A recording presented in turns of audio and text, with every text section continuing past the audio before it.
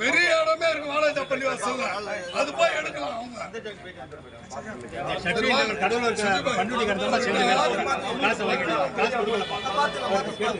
MS முத்துவலியா இருக்கும்போது ஒரு 20 லட்சம் ரூபாய் கேட்டாங்க. மறும் இறந்துட்டாரு. 20 லட்சம் ரூபாய் கேட்டா பண்ருட்டியில் கூப்பிட்டு நாங்க கொடுக்கல.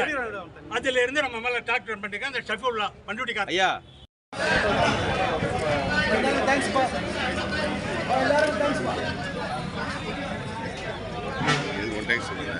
அதெல்லாம் யாருக்கு கேட்கறது தெரியல.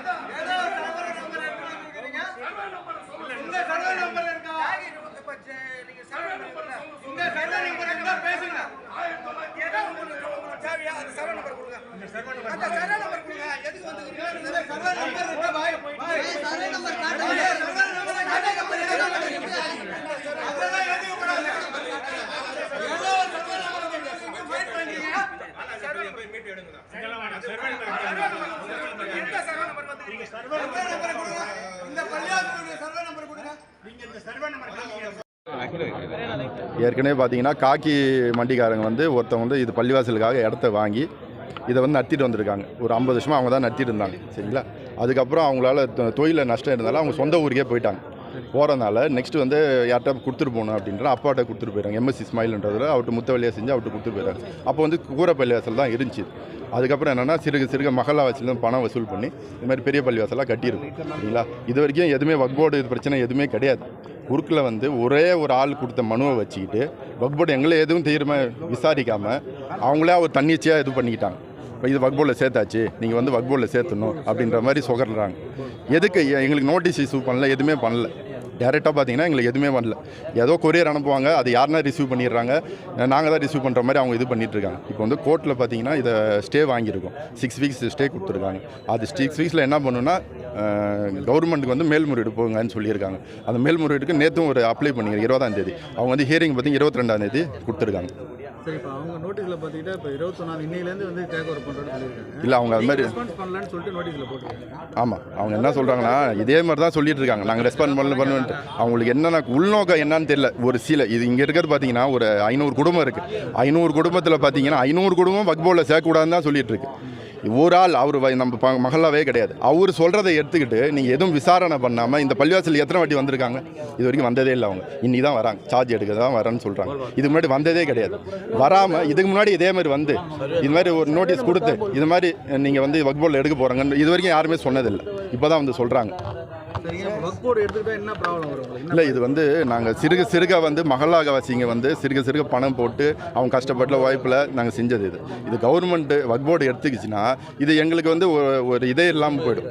ஒரு என்ன சொல்கிறது, எவனும் கொடுக்க மாட்டாங்க. அப்படி இருந்ததுல இது வந்து சின்ன பள்ளிவாசலுக்குள்ள வக்ஃப் போர்டில் சேர்த்தா பிரச்சனை கிடையாது. எவ்வளோ பள்ளிவாசல் வருமானம் இல்லாமல் கஷ்டமாக இருக்குது, அந்த பள்ளிவாசல் போய் எடுக்க மாட்டாங்க. இது வந்து சிறுக சேர்த்து இதை பக்கத்து இடத்த வந்து இப்போ வாங்கியிருக்கோம். இது மசூரா வந்து ஏன்னா ஒரு மண்டபம் பண்ணி கட்டி இதை வந்து நம்ம மகளா வசதி உங்களுக்கு உதவி செய்யலான்ட்டு போட்டு பண்ணியிருக்கோம். இது மாதிரி சொத்து வந்த பிறகு தான் இவங்க உள்ளே வராங்க.